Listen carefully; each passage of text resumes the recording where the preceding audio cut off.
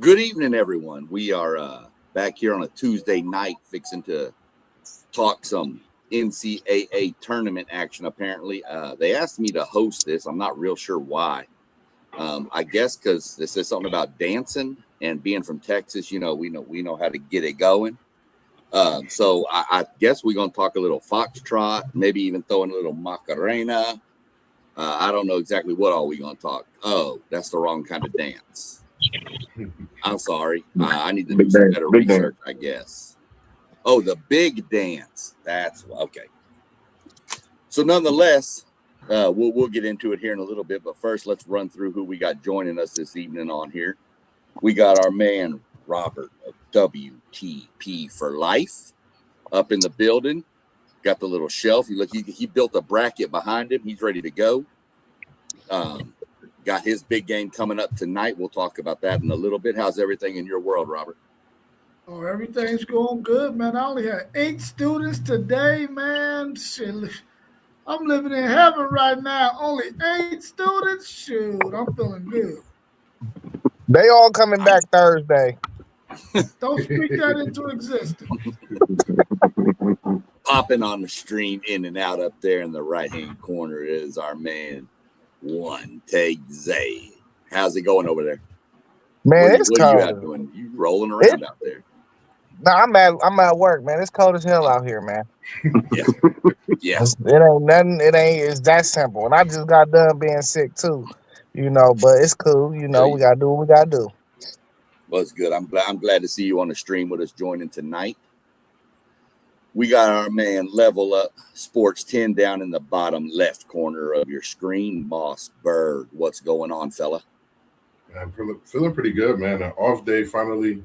Good to see everybody enjoying you fellas, man. It's been a couple of days, man. I had a power outage that was going on throughout the city.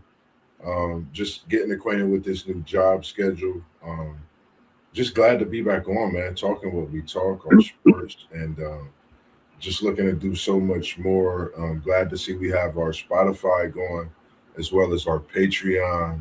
Just seeing and just happy to see all the things that, I can remember being up late nights talking to each one of us at different times. You at work, my uncle when we was off stream one night, FanDuel Zay on the phone. Even Doug, when we've just started to talk as much as we talk, and I talked to him the other night at work.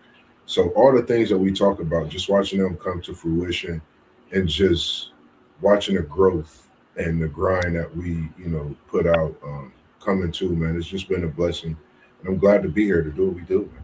Talk as much as we do. Yeah, we always enjoy you here. And I think one thing we all learned from that conversation right there with Moss was if you want to talk sports and podcasting, go to where Moss works. Because apparently that's where it happens. Yes, sir. And then we got our man down here, Doug, who before we hit the live and went here, he was complaining about how cold it was in Texas, and I'm about ready to fly down there and beat him. Because it's cold. It's about 50 degrees. I said, come on. It was chilly this morning, man. It was about 50 degrees, yeah, but it warmed up to about 75. Should have been clear here. Skies, a little windy. I'm getting a little ashy. I'm gonna need some lotion again. Get a little ashy again. Yeah. We do it. Deodorant. Well, you get into that one stick of deodorant a day coming up.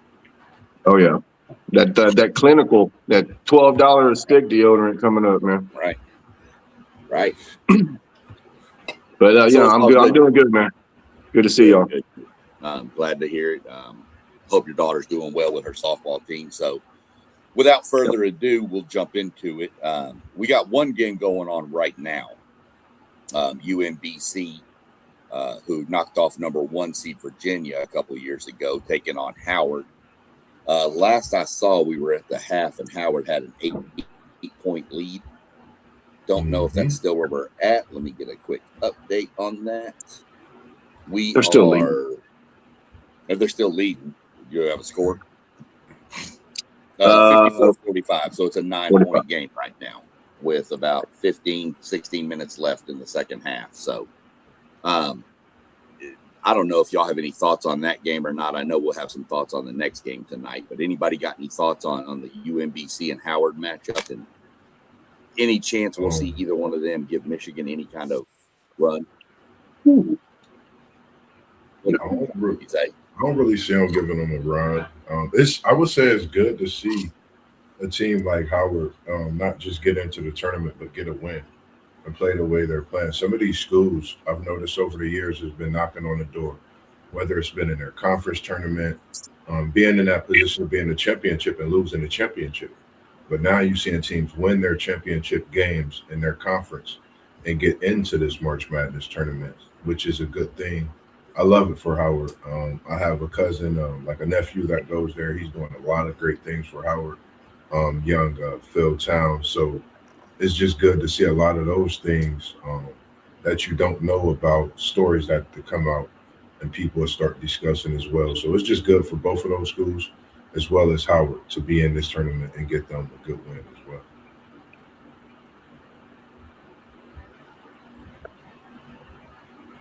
Yeah, I don't know much about either one of these teams and their players, but I picked Howard to win this game simply because I had a buddy who went there and got his master's degree from there. So I said, hey, I got some kind of connection. One of my Yeah. childhood friends got his master's from there, so I'm going with Howard. All right. Yeah, I really don't pick play-in games. That's a little below my pay grade. You know. I agree. So I agree. you know, I just know whoever wins is gonna lose. They're gonna get thumped. Yep. I enjoy some of the lower schools like this. I'm a mascot guy. I like seeing some of the crazy mascots that these small schools have, the retrievers and the bison and stuff. So, you know, just one of those things. I threw it out there since it was up there. But the big game I think everybody is interested in tonight, Texas and North Carolina State. Now, these teams played earlier in the season in the Maui Invitational. And Texas beat them 107-90 or 102-97. We'll let you and Rob go last, Doug, since that's y'all's team down there, not North Carolina State. We'll let y'all go last. Zay, you got what are you thinking here? I'm rolling with Texas, man. Only because of the hometown kid. You feel me? Yeah, I seen NC State. Both of these teams too. Once they win, they're gonna get thumped. Well, all right, Moss. I think Moss is agreeing with you because I know who the winner of this game, by the way, takes on BYU. So, Moss, I know you pretty much have got whoever wins this losing next week because I think BYU is one of your 19 teams in the bracket, right? That's my one team in the bracket. That's my one and only college basketball team. Since AJ has came, that's my God, and that's my squad. But I got Texas. Like Zay said, man, hometown Dalen Swain. He's a special kid, special talent. Watching him just every level just continue to get better. And being at Texas, I think you're able to see the skill set that he actually, you know, I've seen a more well-rounded game, NBA style of game. And I think this Texas team go as he goes. They're big up front. Texas is long. But I know I'm a BYU fan. Texas is a scary team. We got to be honest. This is a team that was right there on the bubble to actually have a good seat to be in the tournament. But I think you just got to watch out for them. I have them winning, but yes, I have them losing to my BYU Cougars in the following game. All right. We'll let Doug get the first crack at Texas. Yeah, man. Of course, I got my Longhorns winning tonight. A rematch. I mean, both teams are pretty much the same. They're similar. I think it's going to be another high-scoring game. But like everybody said, I mean, whoever wins this game is not going to win the next game. I don't think so either. I don't think Texas has an answer for AJ. So, no, man, I definitely like the Longhorns. If they could just play a little, you know, somewhat disciplined tonight, maybe not foul the heck out of everybody. You know, I think they got a good chance of getting in. But it'll be a one and done for them after that. So, but it'd be nice. Man. Yeah, Okay. whenever Texas has the advantage with the bigs in the paint, they typically win games like this, and I think they're going to take advantage of the fact that they got the advantage with the frontline guys. So I think as long as Texas plays good enough defense to keep NC State from doing whatever they want to do on the perimeter, knocking down threes. If they can guard that position well or that area of the court well, they should do a really good job of winning this game because I think their bigs are going to take full advantage of NC State. And they're a much better team, Texas that is, than they were when they played NC State earlier in the year. But of course, NC State is a better team as well. But I think Texas has an advantage that they can really take advantage of with the bigs, and I think that's what they'll do tonight and win this game. Even though I think it's going to be a close game, I think Texas pulls it out down the stretch and wins this by at least 5 or more points. Let's go. Yeah, I actually have Texas winning this game. Again, I don't predict them on my brackets, but I take Texas in this matchup. As I said, I actually have Texas winning this one and the next one. I have Texas beating BYU. I think Texas has more balance than BYU does is the main reason. And if Pope gets hot, and Mark, I've seen what Mark can do when he gets going. I didn't realize Mark was from Dickinson, Texas, Doug. Me either. Yep, Dickinson Gator. So yeah, I'm taking Texas tonight. No, you said you taking Texas over BYU. Yep. I heard him say it, man. Rewind that. You said Texas over BYU. Yeah. Start the show. I think Texas is a more balanced. I think Texas is a more balanced. I think Swain can go one-on-one with Devanza. I like Texas's size, and if Mark or Pope gets going, Texas can make a deeper run than that. Texas has the firepower. It's an SEC thing. SEC. It has nothing to do with the SEC. I'm not going to negate the fact of what you're saying. I'm not going to negate Texas and the possibilities of what they could do. AJ Debanza can single-handedly take this BYU team, as you've seen. Size is a big piece, but it's March Madness. What I've seen in a Big 12 tournament is just half. If you've watched the elevation since Richie Saunders' injury, that latter part of the season, Big 12 tournament, everybody's eyes is on AJ Debanza. I think his cards is out, and I think you're about to see an ace of spade in this March Madness tournament. BYU over Texas by 10 in the second round. I'll come back and visit you on that SEC show. Come ahead. I mean, BYU has struggled mightily against great teams, against good teams. Texas has the size and the personnel to give them much credit, but we'll get into that more. But that's just where I'm at right now. Tomorrow, our next first 4 game. First one, Prairie View A&M and Lehigh. I guess that's how you say it. Yep. Lehigh is a team that beat Duke before in the tournament. And, of course, Prairie View A&M is just outside of Houston.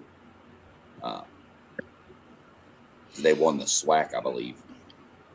Yeah. So I don't really have a whole lot on that one. I just threw it in here just in case anybody. No, man, let's go. I'm going for the SWAC team, man. Yeah, that's who I'm going for. Going with PV, man. I mean, well, I did hear an interview with the Lehigh coach, and I kind of liked his stuff. He got into coaching, and they told him he'd never make it. So while he was an intern, he went and got his doctorate for free at the school, and then now he's coaching Lehigh. That's pretty amazing.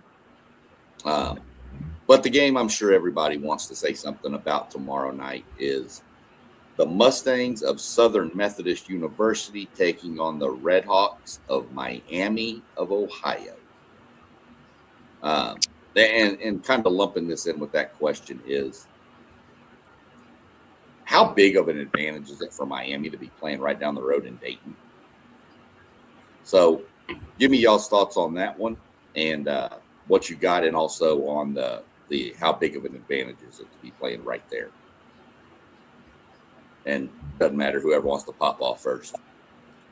I like the Lehigh win. Shout out to CJ McCullough for putting Lehigh on the map with that big Duke win. Alumni Lehigh Mountain Hawks. And, you really didn't look at that team and think about them or know who they was until then. So I think March Madness is that's what I love about March Madness. I'm looking to see what this Prairie View A&M team is about getting into this tournament. Even though it's a playing game, I still look at it as a tournament. But I got Lehigh winning on the strength of C.J. McCollum and what he did years ago. I'm going with Lehigh, but I'm taking this road with a home team, Miami, Ohio Redhawks. I think it's big that they close to home. You're going to definitely see a sold-out Dayton arena. And I think this Miami, Ohio Redhawks team is in this tournament, and they might cause some ruckus being at home in Dayton. They go deeper than Nebraska, and I meant that. They win against SMU. Okay. Anyone? I don't think it's going to have a factor at all that Miami is close to this being like a home game, because Dayton is just right up the street. It's not far from where Miami of Ohio is located. I don't think that's going to have anything to do with it. I think that the fact that SMU plays in a better conference, better competition, they should be able to win this game against Miami of Ohio. I think they will win it. I think Miami of Ohio will get them a good game, but I think SMU comes out on top in this one. Yeah, I'm with you on that one, Robert. First off, Prairie View, both men and women basketball teams are in the tournament for Prairie View, for the HBCU out there outside of Houston. So I'm going for PV. But as far as this SMU, Miami of Ohio, Miami of Ohio has been a great story all year long, man. People have been fighting for them to get in. You've been hearing all these experts talking about how they lose one game, they're not going to make it in and all this and that. So they lost one game and now they're in. And now I'm hearing people talk about how they might win 2 games in the tournament now. I'm like, man, what the heck's going on here? Look, it's a great story. They're playing SMU. SMU, like Robert said, they play out of a real conference. It's a decent conference at least. And they're a good basketball team. They got some athletes on there, man. So it does help that they're playing in Dayton, but this has got to be probably the best team they played all year, I want to say. I mean, if their strength of schedule is that bad. Is there any other team comparable to SMU that they played this year? No? Okay. So they're either going to somehow win this game or they're going to get run off the floor. That's what I think. So, but great story, but I got SMU in this game. Too many good athletes. Yeah, I think people about to learn who Jerron Pierre is in this game. I don't think too many people in the country know who he is. I think they're going to get ran off the floor. I'm sorry. I wanted them to make it, though. I think they're deserving of being in the tournament, but I just don't think mid-majors got the same type of juice that they once had. Yeah, I'm kind of the same as Doug, Robert, and everything Zaya there. I've seen this SMU team play, mainly when they obliterated my Aggies. It actually went to overtime, and SMU outscored them like 14-0 in the overtime. It wasn't pretty at all. Miami of Ohio has played absolute nobody, and I get they're throwing the narrative that nobody wanted to schedule them, so they had to play whoever. I don't buy that at all. I think it's going to be pretty bad. I think the only upset thing from Miami of Ohio is going to be the fans when they're traveling back home. I don't think this is going to be close. I think SMU is going to beat them pretty handily. So that'll get us through those. Now, before we really get into some of the questions here, one thing I'm curious on everybody's take here. One freshman. Pick one freshman. There we go. Which freshman means the most for his team to have the ability to make a deep run? So, which freshman can carry his team the deepest? Let me go before one takes Zay and say A-Cuff. It's A-Cuff, man, for Arkansas all day. If they're going to make a run, it's going to have to be because of him. And, man, he is one heck of a tremendous freshman player. He's a heck of a player, period, bro. For him to be a freshman and to be doing what he's doing, AP, I believe, first team, All-American? Come on, bro. He's going to be the one that's going to take Arkansas to where they need to go, and I believe it's him all day. He's the freshman that means the most to their program if they're going to make that run. Now, there's some other ones out there, but I'm picking A-Cuff. For sure. Moss? Doug? Zay? Man, I hate to say it, but it's going to be AJ at BYU. I mean, that guy does pretty much everything for that team. I mean, if BYU is going to make a run, I mean, AJ is going to score 30 points a game, 35 points a game, in my opinion. So, I'm a big Kingston Fleming guy, but he can have a down game and they can still, play good defense and find a way. I don't know what BYU can do without AJ. So I'm going AJ. Since you went AJ, I'm a Kingston Fleming fan. I love the A-Cuff. I've really watched that kid. I haven't been his biggest fan as far as my likes keeping him high. He's the real deal. Allen Iverson comparisons, true, everything, the whole book. The reason I like Fleming's is because I think when people think of Houston going to the national championship, I would say Fleming's. Because if you really think about it, they can win games, with them playing a certain way. But if they want to get to that national championship, to me, that's a deep run for Houston. I think national championship is a deep run. I think Final Four is not a deep run for Houston. They've been there before. They've been to the national championship. I think winning it, Kingston, he has to play as top as it could get, for this Houston team. So that would be my pick. Of course, I'm going to say my guy, AJ DeBenson, with all that's going on with BYU, size, Richie Rich being gone, just so much more. But I'm going to go with Fleming's on this one. Yeah, all good answers. All good answers. Rob know how I feel about A-Cuff, man. I think he could really go on a run right here to possibly get into this number one pick conversation for real. I think he's that good. But outside of him, if I had to pick one person to identify that's a freshman, that if he get hot and he play to the top of his ability, that his team could do something, I'm going to have to identify Keaton Wagler from Illinois. 6'6",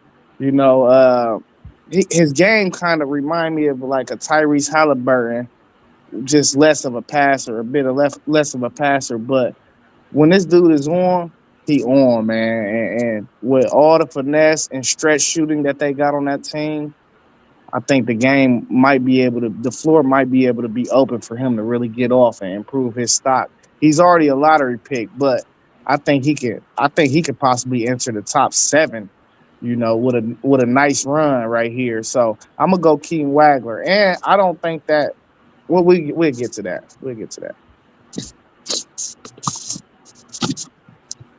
Okay. Well, pretty much everybody I thought would be picked was. I really shocked nobody picked Peterson out of Kansas, but I think he's been so sporadic that you don't know what you're going to get here or there.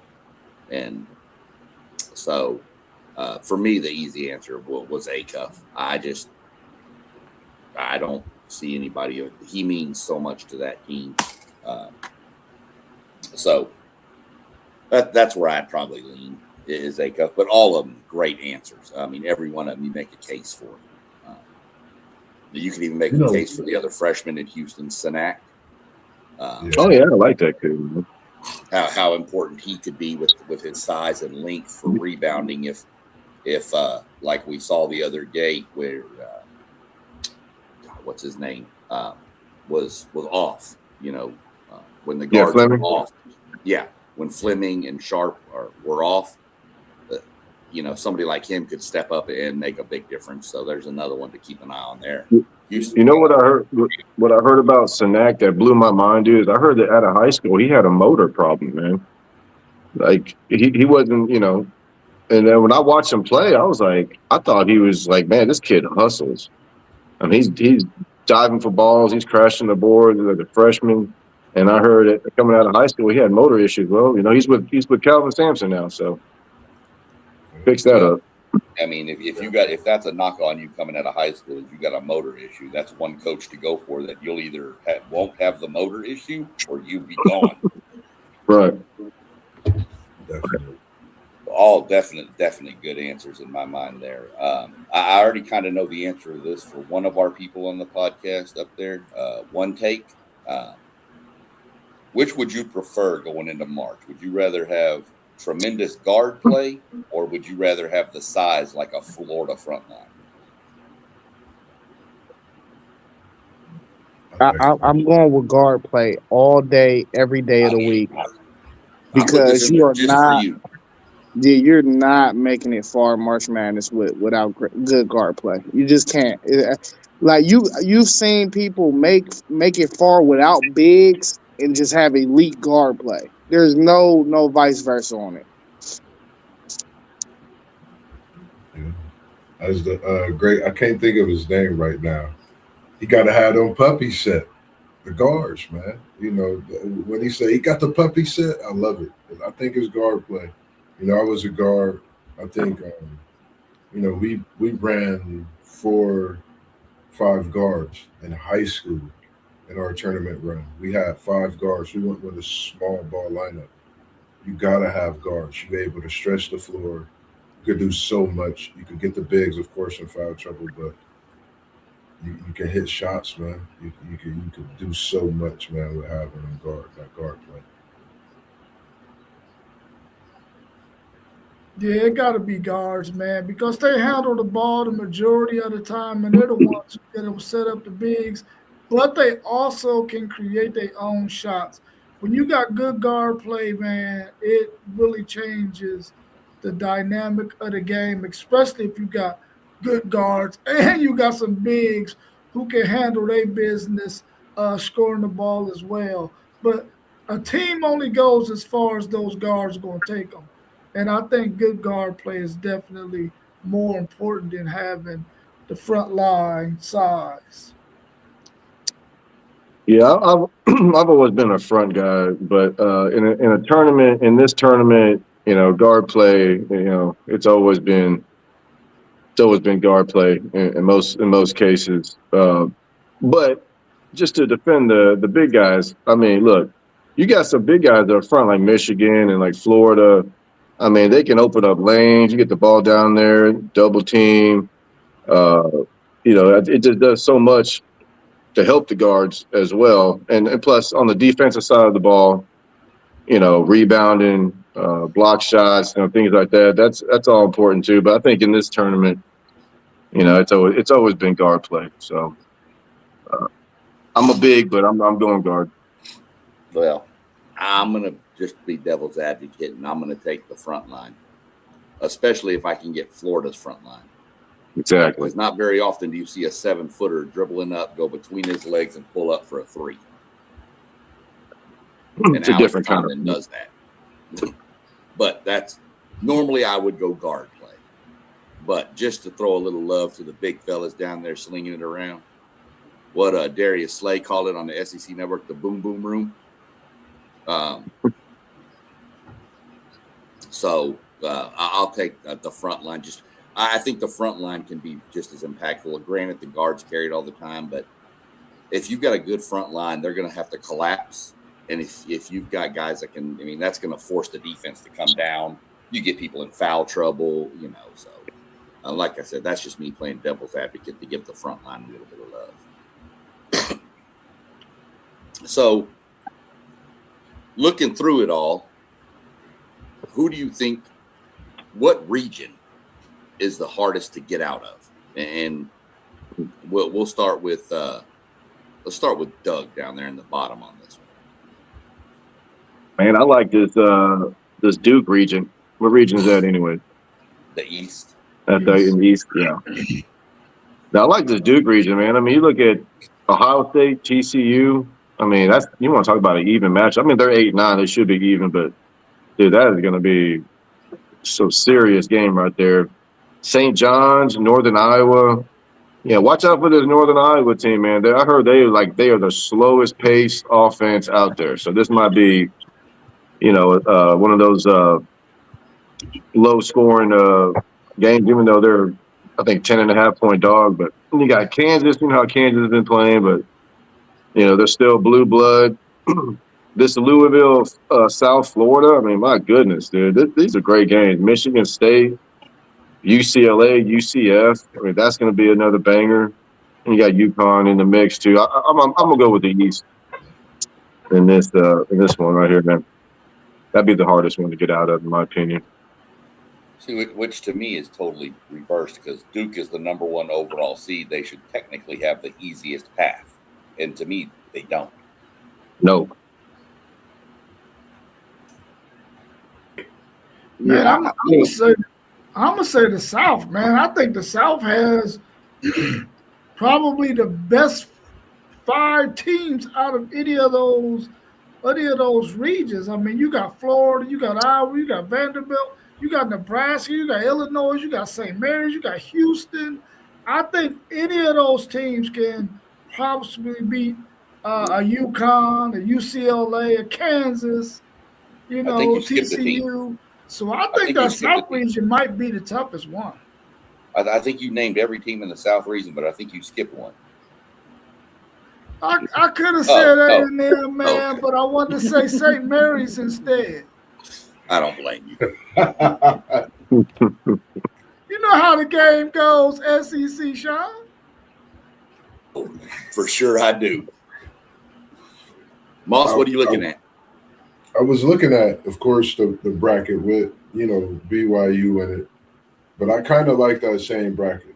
Nebraska, Troy, the possibilities of the upset with Vanderbilt and McNeese. I think the total competition, overall in that bracket. You're looking at a lot of competition within that bracket. I do like that bracket with Duke in it, with that overall. This is probably the hardest bracket that Duke's been in to be a number 1 overall seed in the tournament, just my opinion. But that next bracket, I think, with having all those teams, the Nebraska team that's been tops, you got UConn as well. So many teams in that bracket that could really put a stronghold on what's going on in this March Madness tournament. You just don't know. You could pick at least 2 or 3 teams to get to the Final Four out this bracket, maybe 4. Yeah, when I break down a March Madness bracket and I'm looking at who got the toughest bracket, you always got to size it up for the 1 seed because the 1 seed earned the right, to play the path that they got. Duke was the number 1 overall seed. And with that being said, when you look at all these brackets and you look at 2, 3, and 4, who are the 2, 3, and 4 seeds in that bracket? And that's going to keep leading me back to the South region.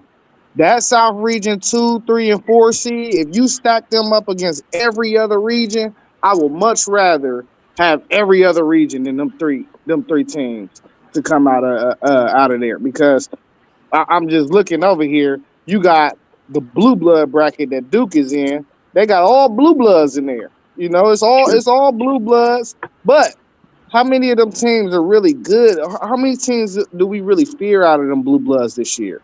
You know, you look at UConn, and we might be like, okay, they might be in a product of the Big East, and we know they're a blue blood, and it's UConn. Yeah, we know it's UConn, but are we really scared of UConn this year? You know what I'm saying?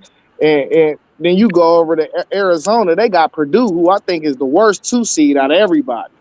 You know, so I don't know that South region, man. Just them 2, 3, and 4 seeds. Them just look like a tough draw. And everybody know I'm not a fan of Virginia either. When you get over to that Midwest region, so I wouldn't be fearful of them. And we know Bama just lost one of their best players, their number 2 scorers. So that South region look monster right now on paper, bro.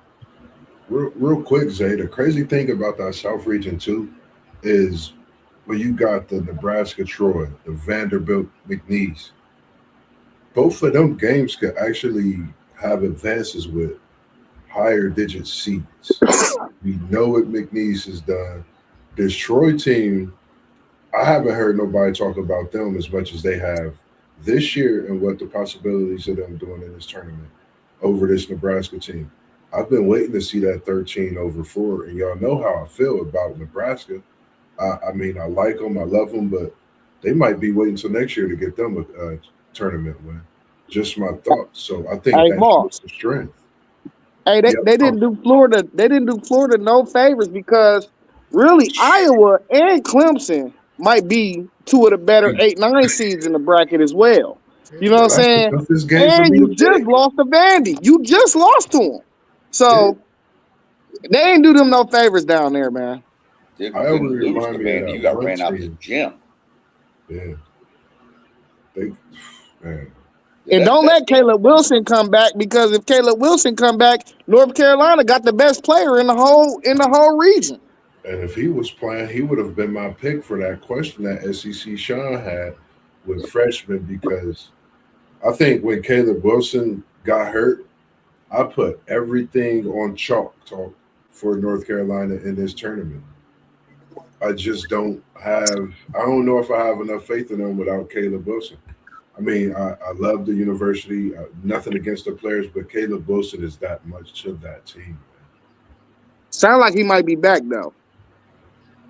If he's back for the first game, I'm giving North Carolina the win. If he at least 85%.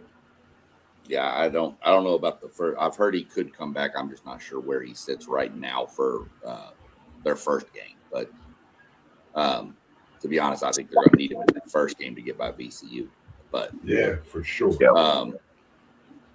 Yeah, I mean, y'all are spot. I think it's got to be the South with the amount of talent down in the South. One thing I found crazy about the East, I mean, this is no homerism at all. Don't even take it that way. But, you know, the SEC got 10 teams in, and they didn't put one of them in the East region. There's not one SEC team in that region. They're all crammed into the other. They're all crammed into the other. There's, I think, 4. You got Florida, Vanderbilt, A&M. So you got 3 in that bracket. One of the brackets has 4. And I don't remember which one it is. 1, 2, 3, 4. It's the Midwest. I think it's the one with BYU in it. It is. Got Georgia, St. Louis, Tennessee's in there. Arkansas. Yeah. Hey, Sean. Yeah. Sean, I do want to say this, though. You know, we sitting here talking about the toughest region. I don't think none of these regions are easy. This is some of the most competitive March Madness brackets I've seen in a while. Because, and honestly, I was fighting between that region and the West region, because the West region got the most high-end talent to me. Yeah. Like, when you identify you got the best team, but when you identify just dudes that can just go get it, I'm scared to be in the bracket with AJ and a Cup, because either one of them can just go on the run.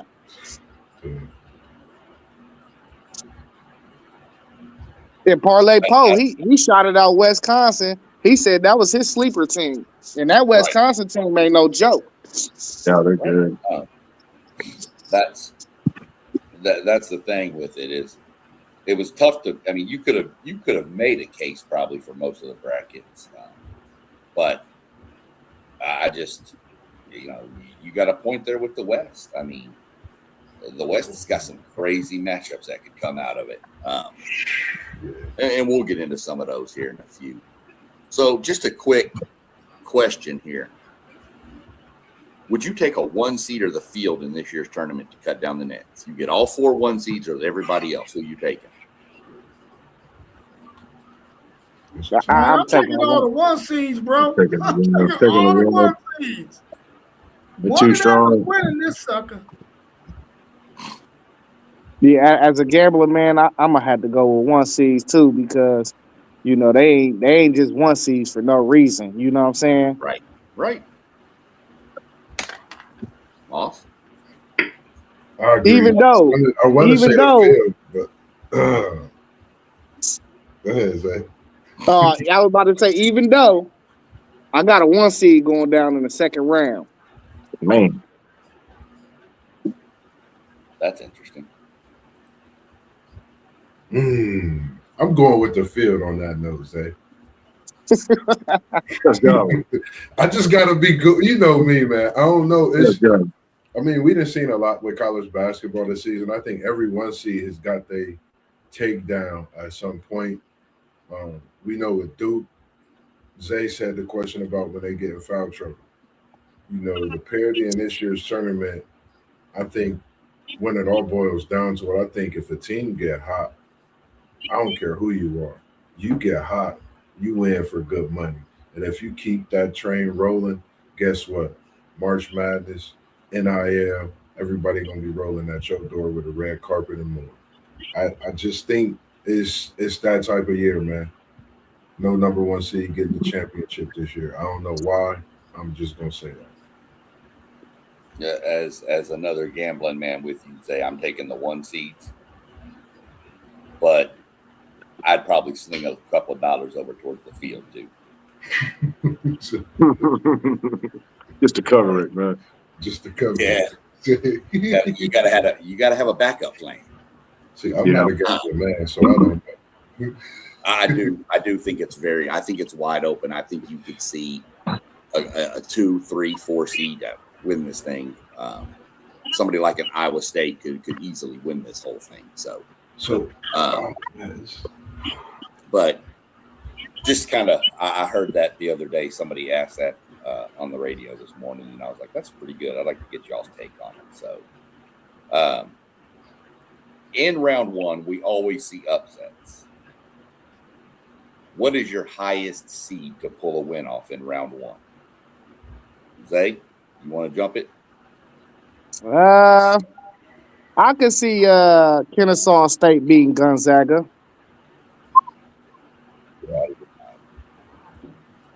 Yeah, so 14. I can see a 14/3 this year. We might need to put the disclaimer we use for Moss out for you on that pick.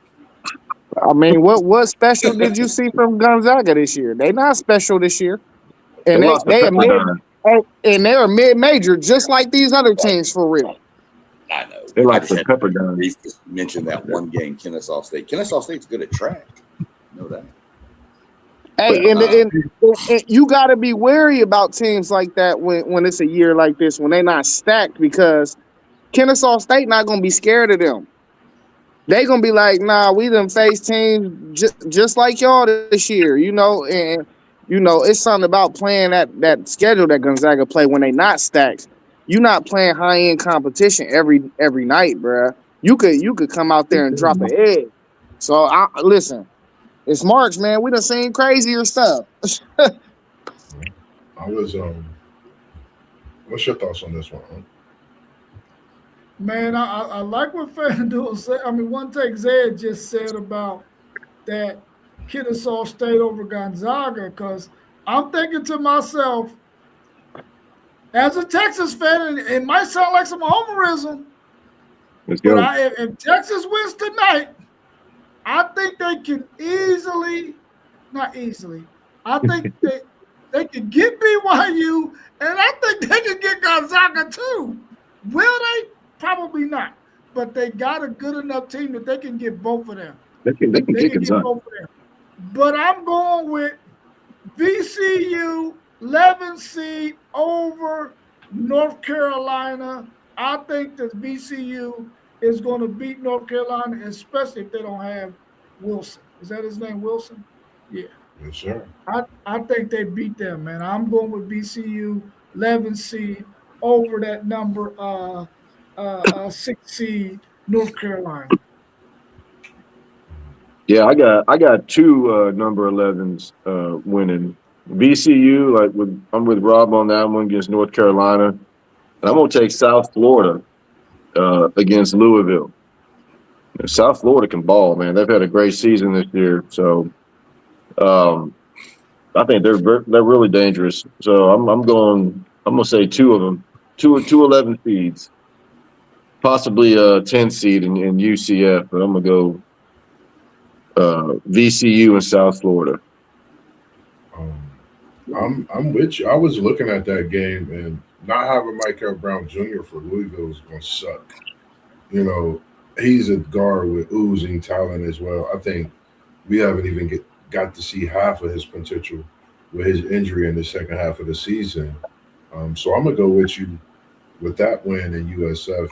And then I'm going Troy over Nebraska. Because, of course, I got Miami of Ohio winning that first game, meaning Nebraska got to go down. Sorry, Nebraska. Troy is up on the plate, and Troy wants to eat.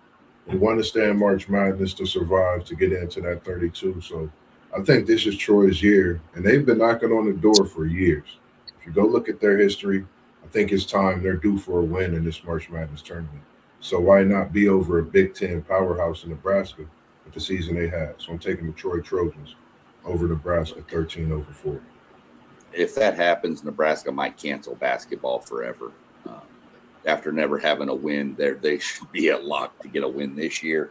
So I don't know about that. But I mean, anything can happen. It is March, but those poor fans in Nebraska are going to lose their mind if they don't win this game. I actually have a couple of 12 seeds pulling an upset here. And one is the Cowboys from McNeese State. There you go. There you go. And the other one, believe it or not, is a team that Aiden Holloway should have played for. High Point. I got High Point beating Wisconsin. So just a couple of the ones I look at right there. That would be madness. Well, the 12 seed is about the highest I'll go. Although I will say, keep an eye on that Cal Baptist team playing. I'm about to say, man, them West Coast schools, man. They got some kids out there that can shoot it. Yeah. So keep an eye on that one for sure. So out of your higher seeds, I'm going to say 10 or higher. Give me one team that's ranked 10 or higher, seeded 10 or higher, that you could see potentially make that VCU run to the Final Four, like they did a couple years ago.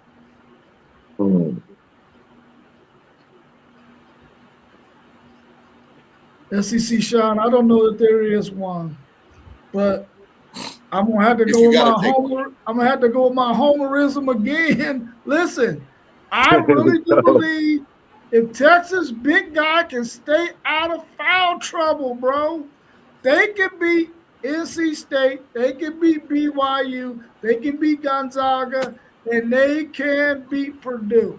Now, Purdue is going to be tough on them because they got two bigs that will probably get that Texas big in foul trouble. But, man, if Swain can put them on his back on the offensive end of the court and continue to play good, solid defense, and their big can stay out of foul trouble, Texas could be a team that can make it to beat Arizona in the Elite Eight. Now, Arizona will probably thump their skull in, but I think they could be a higher seed that could possibly make it to the Elite Eight. I don't think anybody can make it to the Final Four, though. That's 10 through 16.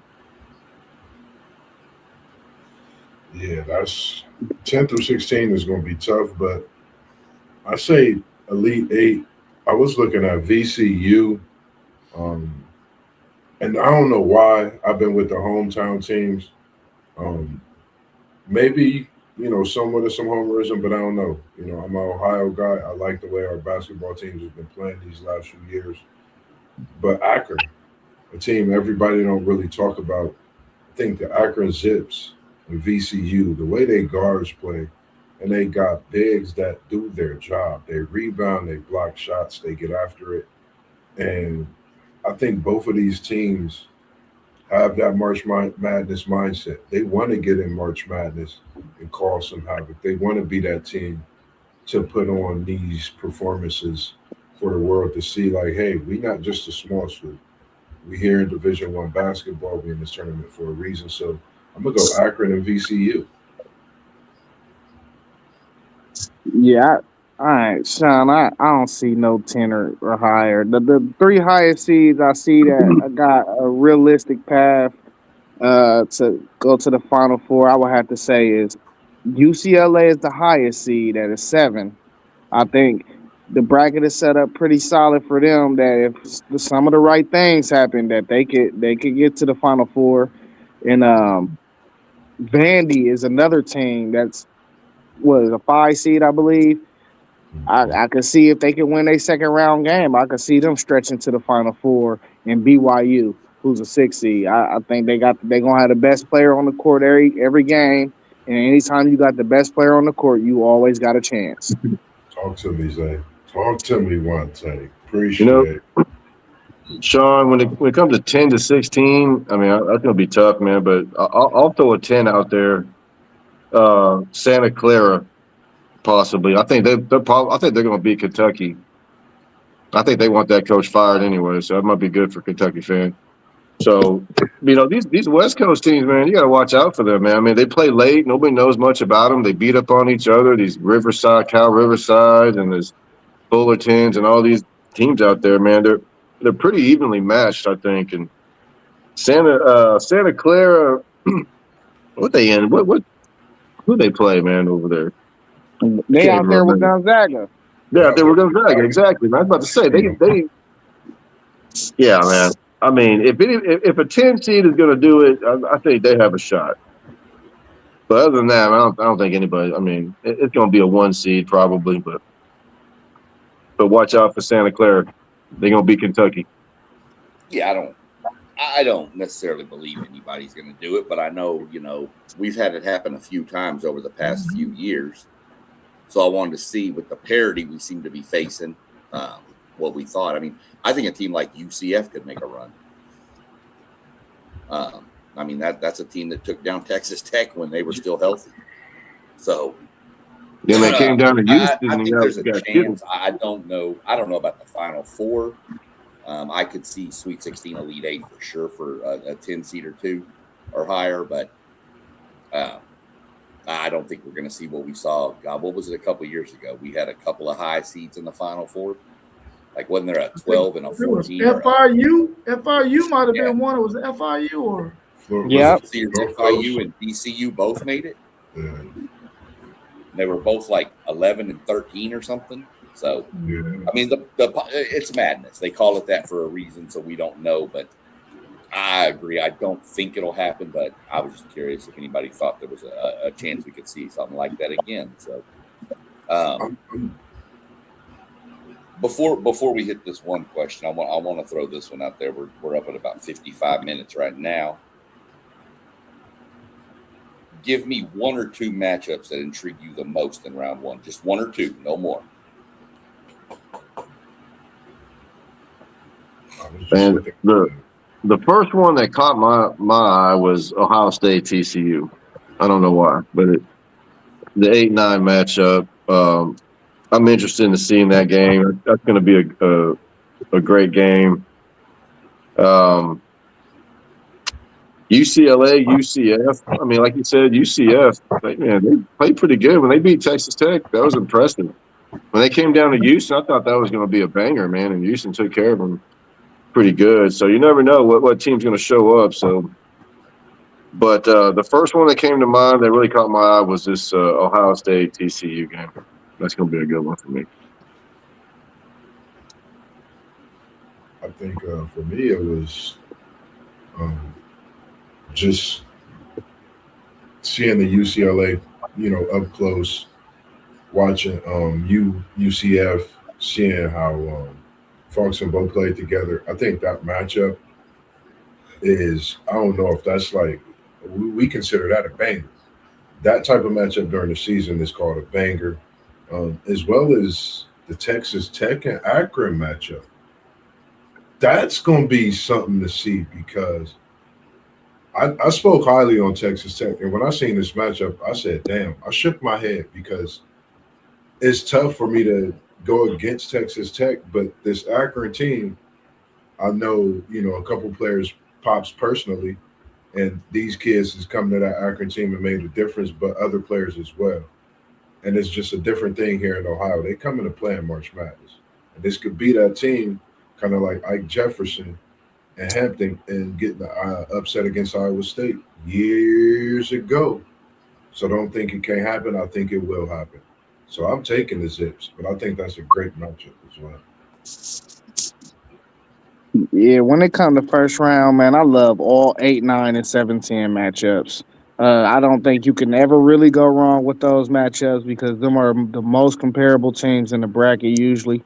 But I'm hoping Texas win because I want to see Swain versus the Banster. I want to see it. Hey, I'm rooting for the hometown guy. I hope he ball out and improve his late first round mock right now. You know what I'm saying? So I'm hoping Texas really get this win because I want to see Swain and the Banster. That's fair. Yeah, I like that one too. I want to see if Santa Clara can get the upset over Kentucky. I think Kentucky is one of those teams that you've seen them at the beginning of the season not look good. Mid-season, they looked like they were getting it together, and then you started to see them fall off towards the end of the season. I think Santa Clara is one of those teams. Like one take Zay said, them 7 and 10 matchups are always intriguing when we come to this NCAA tournament. I want to see if Santa Clara can get the upset over Kentucky. And another 7-10 matchup is St. Mary's and Texas A&M. Texas A&M is one of those teams that if they could knock down their shots and they don't get and play against some teams that got, and Santa Clara got some bigs, they could make a run in this thing too, man. I think Texas A&M could be a scary team as long as they don't got to face a combination of bigs. That's where they usually get in trouble at.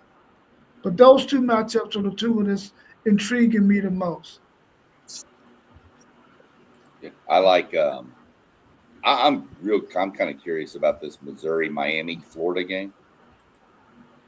Mitchell from Missouri is a monster. That dude is crazy.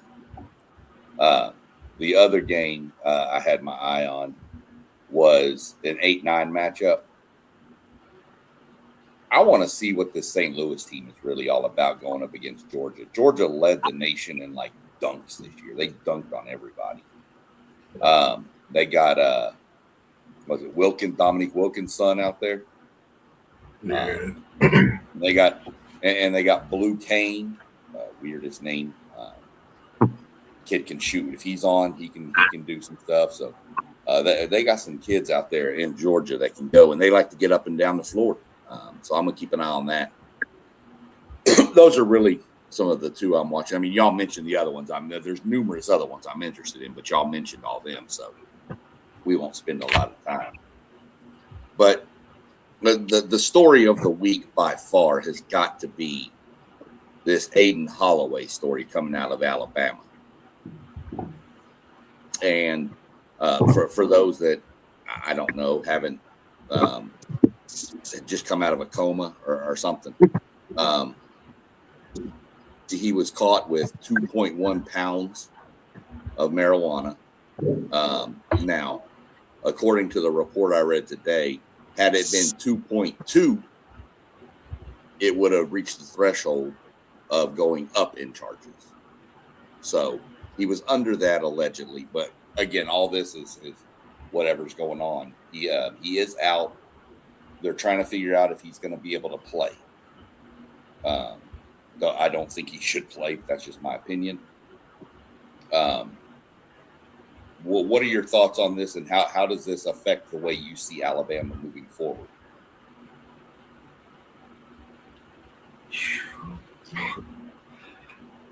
Money make the world go round. It's something, man. It's a tough thing to look at when you got everything that goes on to that as an athlete. When I played sports in high school, I'm here. I will admit, my sophomore year through, halfway through my sophomore year, I chose to smoke. My coach didn't know I chose to do it during the season, but I would not do nothing like this. I'm not him in this situation. It's so many things that could go on and come about it. I don't want to say the wrong thing. He's a young kid. You can imagine what things go through their mind to do with this type of money that they have in this day and age. I'm gonna say that.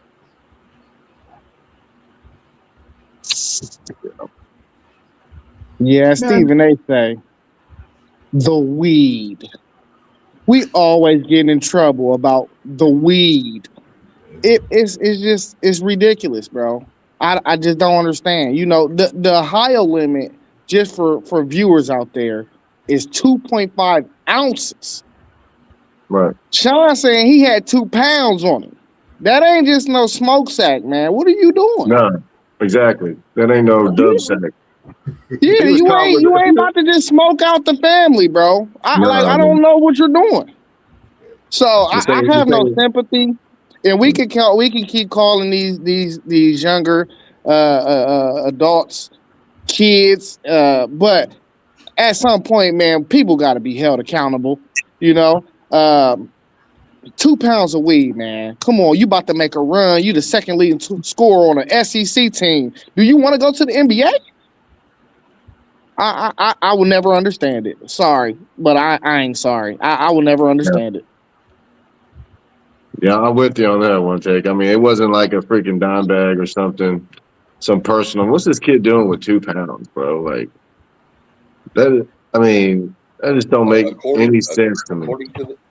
According to the story, and through his attorney, it was his for his personal use. Come on, man. That's not a smoke sack, bro. Come on, Sean. Nobody even smokes the same stuff that much. I'm not saying he didn't. It wasn't. I'm telling you what the facts are in the paper were from his attorney. And we understand that. And I done grew up in the trenches. That ain't a smoke sack, right, bro. I agree. Trust me. I agree. Especially since some was in a vacuum cleaner, some was in a drawer, some was over. I can read you the whole list. He had it stashed in about 15 different places. Nickel bag hollow. That's what they call it. And tons of cash. Probably all different types of strains, and everything, man. Probably. You know what I do, Zay? I was about to get to you, Moss. I was about to tell us, is that a smoke stack, brother? If I got 10 bands in my pocket, I'm not even walking around with that much. I'm not even gonna have that much in my house, bro. That's you. It's just the consequences to what you do. You gotta, like you said, you gotta make better judgment. It's crazy. Even when I was in high school, I was scared to have more than $25 worth in my bag. I didn't even go to I wouldn't even go to school with it. It's just limitations to what you do. You gotta use your head when the world is what it is, and all eyes are on you. Period. When you get in the bag of money, don't just think it's funny, honey. They're gonna be on you. Period. Man, the thing that gets me, man, is we've seen so many similar cases like this throughout sports history. Just in general, period. There don't even got to be an athlete. Too many cases have taken place. Too much experience out there for you to read about people who have done boneheaded stuff like this and messed their careers up. Yeah. Other people have bumped their heads so you don't have to. and this guy goes and does what he does now, chances of him playing in this tournament is slim and none.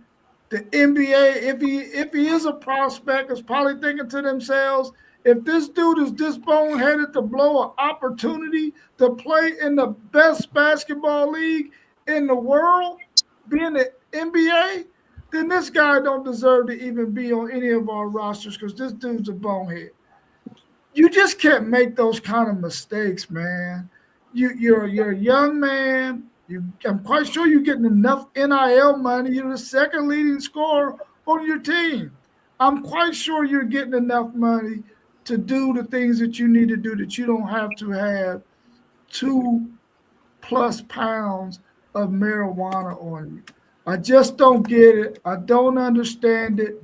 Anybody out there watching or reading that story, understand this. Don't do boneheaded stuff like that. It reminds me of when Romance Taylor was going to be back at Texas, Colt McCoy's redshirt freshman year. After we won the national title, we needed that guy. We needed him so badly for that team. And he couldn't play because he did something boneheaded just like that. And he'll tell you to this day that he wish he never done that because he missed out on an opportunity to make it to the NFL because of that. And he would have definitely been an NFL player, either at a punt return, kick return, wide receiver, something. He would have been in the NFL because he was that good of a football player. Well, on a bright note, at least he didn't pull a Greg Robinson. Nobody know what that is? Greg Robinson was caught with 157 pounds a week. Oh, he was cartel though. You know, that's cartel. Yeah. That's cartel numbers right there. Exactly. He was getting to the bag for real. Hey, listen. Right. I'm one of these guys, man. Get it how you live if you're gonna live like that, but do it for real if you're gonna do it. You know, that's doing it for real. Yeah. Don't get caught and get in trouble over nothing a little petty. 2 pounds of weed, that's petty, bro. Yeah, not in Alabama. So they want to try. The lawyer, of course, is trying to get him back in school and all this stuff, but Alabama's on spring break, so they're not even going to make a decision on that till at least next week. So I don't see any way possible the kid plays in this weekend's games. Now, little side note, we know Bama has had a history of people with trouble playing football, basketball still, but that's a whole different subject. So I don't know. We'll have to watch where this goes. I don't possibly see him coming back onto the team, and I honestly think it can affect Alabama a lot. That's their second leading scorer. I mean, I may have to go re-edit my bracket a little bit now. Just kind of seeing what's going on. What's that, Moss? I just said the Saban effect is real, man. It's like so much going on in Alabama that you don't really hear about in the general with stuff like this. The situation with the players, you know, before on the football side, like this is something to think about. You know, when you get a position like Alabama, you taking on a big job, you know, major job. So yeah, I definitely got to check my bracket out after this one, especially if he's not playing this weekend. They might not make it out. Well, you know, everything gets magnified once you get to this time of the year. Everything gets magnified. Everybody and everything is under the microscope because this is the crowning event of college basketball. So you know they looking at it. They ain't necessarily looking for no trouble or somebody doing something wrong. They just following the people who they think is going to be a good story for the freaking tournament. And you're the second leading scorer on your team. You think you're not going to be up under the microscope. You think they're not going to want to see what's going on with the second leading scorer of Alabama. And they find out that you're doing dirt. Or you might be doing some dirt. That just makes no sense to me, man. And it's going to affect them. I got them winning. I had them winning 2 games in my bracket before I seen this story. I didn't change my bracket up. I got them beating Hofstra, and then I got them beating Akron in the next game. Hopefully they can win them too, because I had them losing to Michigan at that point. Hopefully I can still get those 2 wins out of them, but it's looking kind of shaky right about now. You know when Man, they put Bama is such an explosive offensive team. I thought they could have made a push to the Final Four, man. Yeah. He just jacked that all up. I agree. Yeah. And you know they playing against a Hofstra team that got a hot guard, Speedy Claxton. They put them on CBS Sports. You know they make a run. We don't know. We'll have to monitor. I think they can get out of the first weekend without him, and then it'll be a matter of monitoring. The problem is your bracket will be locked at that point, so you're going to have to make a decision on what are they going to do. So, but I agree, Zay. With him, I think that you could have seen them make a run to the Final Four, but without him, I think Elite Eight's probably their cap, maybe the Sweet 16.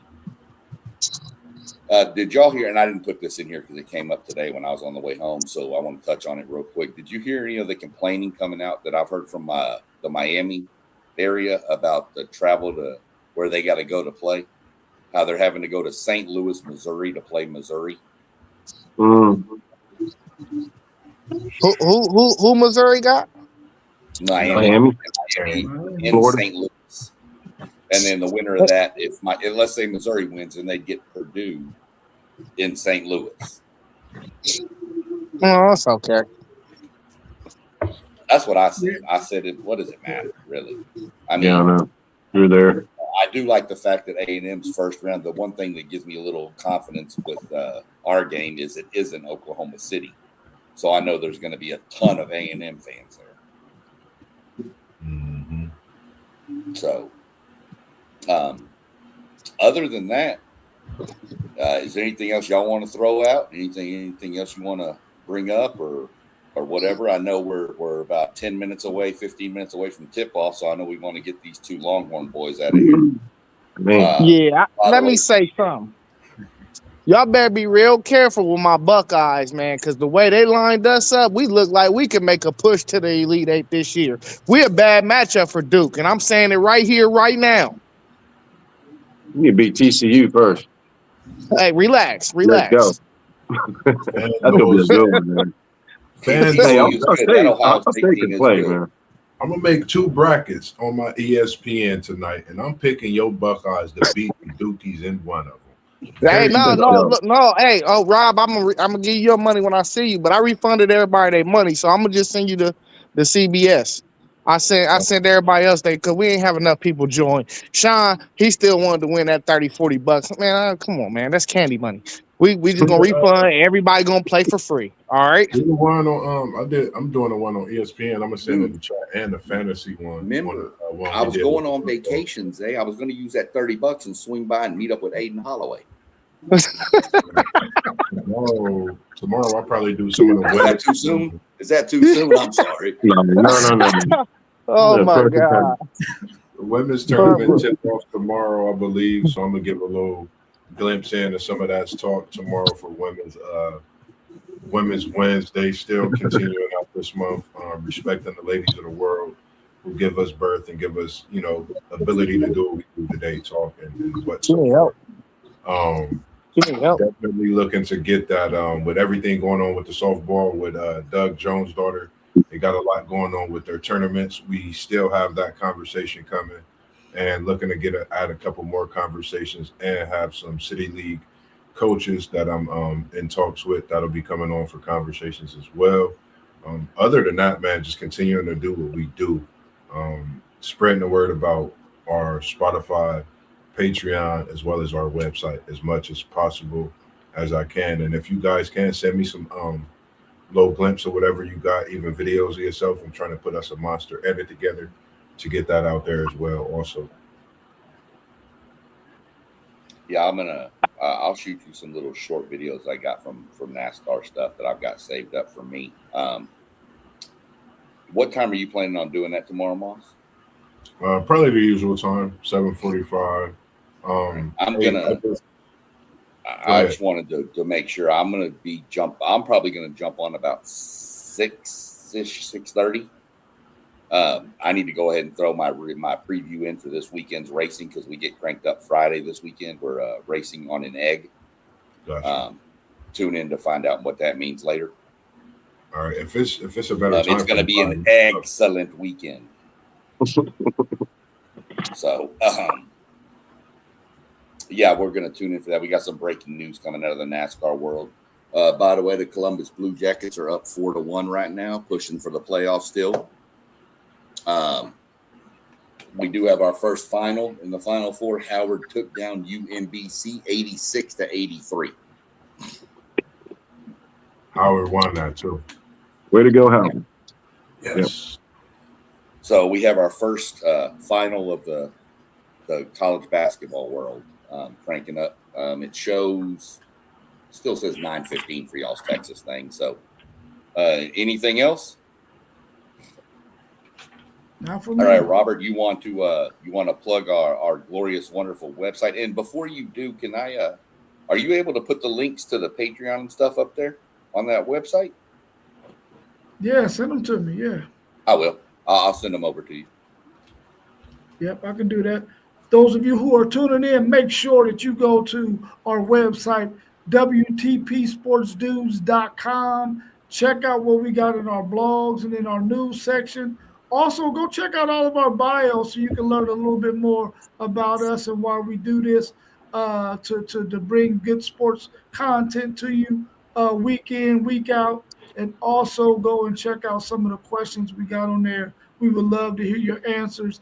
And you can send those answers to WTPSportsDudes@gmail.com. We would love to hear from you and get your take on some of the questions that we have on our website. That website, again, is WTPSportsDudes.com.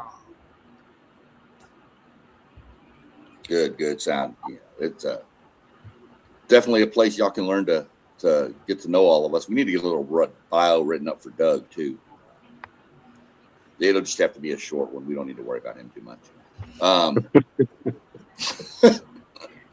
But yeah, for sure. Go check that out. And as you've heard us mention, Moss, I know, is pushing it a little bit where he is. But we do have our Patreon account for WTP Sports Dudes. You can search that under Patreon. You can be a free member. You can be a paid member. Paid member is obviously going to have more perks. There's going to be more things coming down the line as we get it grown a little bit. Giveaways, things like that we're going to work on. Everything there. If you're driving around, you want to listen because you can't tune in and watch it. We do have everything that's on Patreon as a video is also linked to Spotify under a podcast. All you got to do is go to your podcast on Spotify and hit WTP Sports Dudes, all one 2026, and it'll pop up. And all the episodes from this will be uploaded later on this evening. It'll hit Spotify late tonight, tomorrow morning, one of the two, but it'll be on there. So if you missed it and you want to just listen in, see what we talked about with the brackets, there you go. Other than that, I know we got Moss coming up tomorrow. I know we'll have something Thursday. I'm going to jump on tomorrow if anybody wants to join in with some NASCAR stuff tomorrow, previewing it. Other than that, I don't know what else we got going. We definitely be on Saturday and Sunday for sure. So, I was about to say real quick, NCAA member, I told you I was going to sneak in, get some live NCAA March Madness. Live thoughts and talks. I might be bringing that to us this Thursday afternoon on these first couple games, just some live talks and thoughts. I'm not sure. Just, stay tuned for stuff like that. I think that's something that we've all been talking about and we're looking forward to. A couple streams ago, my last stream last week, I dabbled into it during the BYU game at the end. So if you didn't get a chance, go check it out. Just the last few minutes of my stream, I dabbled into it. So definitely looking to do that for this tournament. Yeah, I was hoping Rob was going to go to Dayton tonight so we could get some live action video from out there, but didn't work out. You got to sit at home for this one. I'm not even going to watch the game, man. I'm not even going to watch. I'm just going to try to catch the score in the morning. What? No kids tomorrow? You ain't gonna stay up and watch? Man, listen. You better put your notifications. You better turn those notifications off. If I watch tonight. that game, I'm gonna be on edge, and I do not want to be on edge. You're gonna be worse sitting in bed wondering what's happening. I won't be. I won't be. Different. I can't do it. I can't do it when A&M's playing and I say I'm gonna go lay down. I'm constantly rolling over, looking every 5 minutes. Can't do it. All right. Well, if ain't nobody got nothing else, then we'll go ahead and shut her down and get ready for that game and then whatever else we got going on this week. So everybody be safe. Have a good evening, and I guess we'll catch up next week. Peace. Peace. All right, peace. Good night, fellas. Stay off the weed. Tell them